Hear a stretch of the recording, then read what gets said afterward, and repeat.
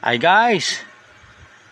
Pag-usapan natin itong bibihira natin makikita pero sa gabi naman to. Kung may sa araw, ibig sabihin urgent yung ginagawang activity ko. Meron drawing dyan, nakatayo. Tapos plug, ang ano dyan, parang pina-plug down tayo. Ibig sabihin guys, kung gaano kalayo yun, yung meron nakikita tayo, may ibig sabihin construction dun sa unahan. Yun po yung awareness na dapat alam po natin, na hindi tayo banat ng banat pag may makikita tayo dyan ng mga symbol o sign na sa kalansangan ay bigyan pansin po natin. Kasi mahalaga yun eh. Tulad na lang yung ibang nangyayari, sasabihin hindi nakita, ay yun lang. Pagka nagkaroon na ng disgrasya, saka sasabihin dapat sinunod ko na pa.